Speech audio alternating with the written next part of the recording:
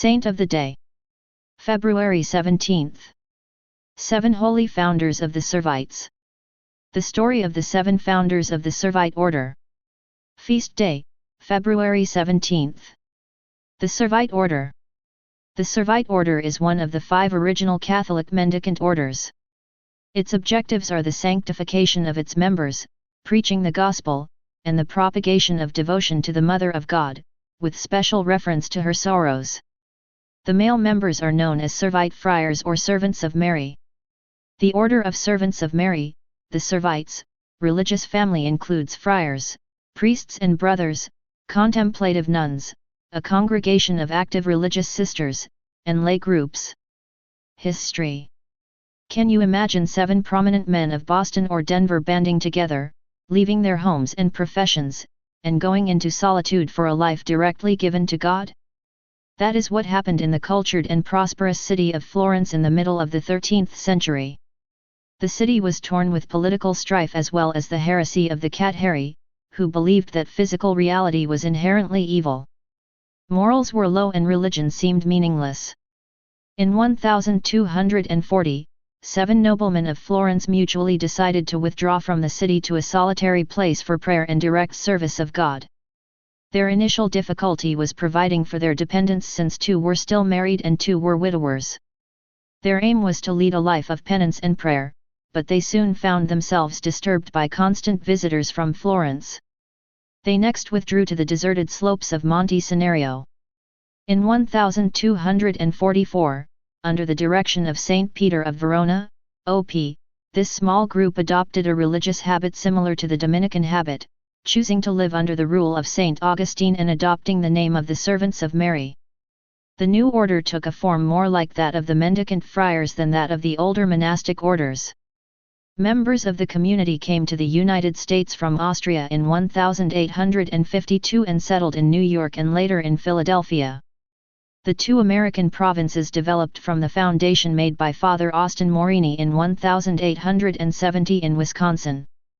Community members combined monastic life and active ministry. In the monastery, they led a life of prayer, work, and silence, while in the active apostolate they engaged in parochial work, teaching, preaching, and other ministerial activities. Biographical selection. On the Feast of the Assumption in 1233, the Blessed Virgin appeared to 7 noble Florentines exhorting them to leave the world and retire to live in solitude and prayer. The 7 retired to La Cammerzia. After a time they returned to Florence and the inhabitants came outside the city to receive them in great joy. Newborn infants from the arms of their mothers called out upon seeing them, "These are the Servants of Mary." The 7 adopted that name and dedicated their lives to propagate devotion to the Passion of our Lord and the sorrows of Mary.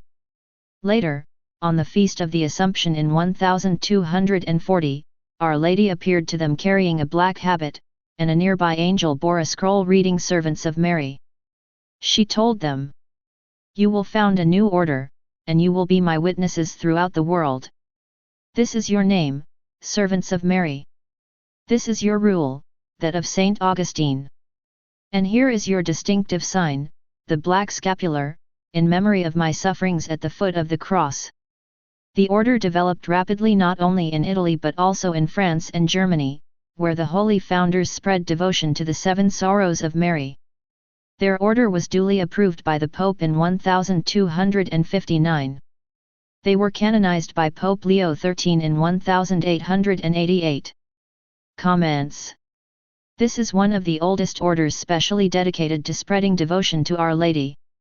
It is a very beautiful title, the Servants of Mary, which was miraculously inspired when infants still unable to speak began to shout it in praise of the 7 holy founders who were returning to Florence. This title designates a special devotion to Our Lady that would reach its full form centuries later with the explications of Saint Louis Grignion de Montfort in his treatise of True Devotion to Mary. Being a servant of Our Lady is essentially the same thing as being her slave. It represents the renunciation of one's past, present, and future merits and goods, both spiritual and material. It is an excellent designation that marks the distinction between the true Catholic position and the revolutionary one.